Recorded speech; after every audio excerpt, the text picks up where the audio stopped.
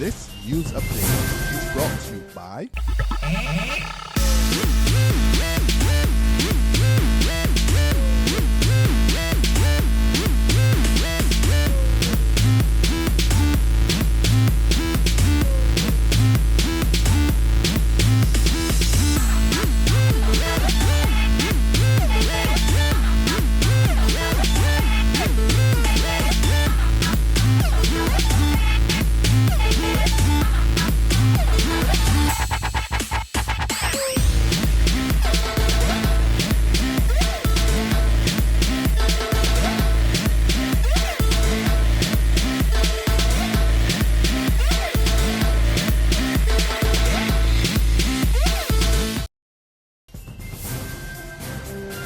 This is the Noon Barbados Today update for Thursday, August 14th, 2014. I'm Dawn Paris. Good afternoon. As the Barbados Labour Party kickstarts efforts to find a replacement for Owen Arthur in the St. Peter constituency, members of the branch said there are no hard feelings between them and their long-serving MP. Last evening, the executive selected hotelier Colin Jordan as its caretaker for the constituency. We in St. Peter still love Mr. Arthur, and we want to thank him for the service that he has done in this constituency. And we want to wish him health and prosperity, and whatever he does, we accepted his decision. We as a branch have decided to stay with the Barbados. Thank you. Beware of destabilising forces in the country. That warning from Democratic Labour Party stalwart and UWI professor Sir Frank Alleyne, who says he's seeing threats to the island's tradition of peaceful elections. Delivering a lecture last night on the types of political leadership in the Caribbean over the last 70 years, Sir Frank raised concerns that there are some who appear to be copying the bullying tactics of maximum leaders. I'm starting to see some signs in Barbados which worry me. Until 2013, my certain knowledge is that once there was an election in Barbados,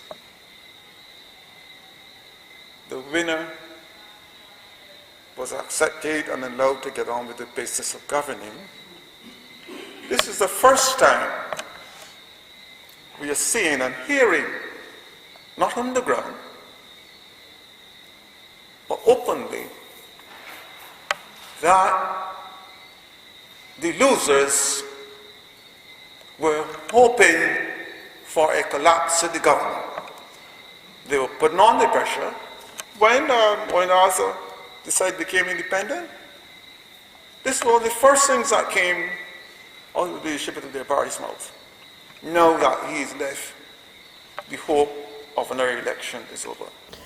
Two young men charged with killing Mark Walton in his Fitz Village, St. James neighborhood last Monday are now behind bars on remand. 20-year-old Romario Clark and 18-year-old Roshane Blenman appeared in the District D Magistrates Court this morning, charged with the murder of 23-year-old Walton. Walton was shot multiple times after reportedly going to the aid of a friend who was being accosted near his house. One of the murder accused, Clark, is also charged with two other crimes. He is accused of committing serious bodily harm and unlawful use of a firearm in relation to the shooting of a man on July 17th. He's also charged with the wounding of a man in December last year. A top ranking for Barbados, the island is deemed the most innovative country in the entire Latin America and the Caribbean. This year's Global Innovation Index places Barbados 41st out of 125 countries. The island got top marks for business sophistication, ranking 5th in the world. However, Barbados suffered a substantial drop in human capital and research, moving from 35th to 58th in the index. There's regional and international news after this short break. Hi, I'm Red Plastic Bag. Anyone who knows me knows I don't like cold.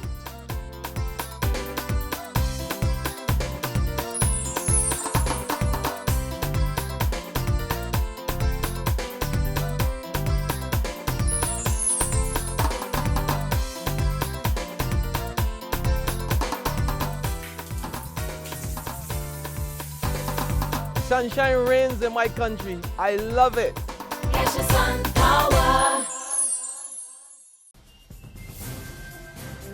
To the region now, another attempt is being made today to start the conspiracy trial of popular entertainers Vybz Kartel and Gaza Slim. The trial did not get started on Monday as scheduled because the court was told that certain documents were outstanding. Kartel, whose real name is Adidja Palmer, and Gaza Slim, whose given name is Vanessa Sadler, are charged with attempting to pervert the course of justice. It's alleged that Kartel and Gaza Slim were part of a plot to undermine the police investigation into the death of Clive Lizard Williams. Kartel is serving a life sentence for that murder.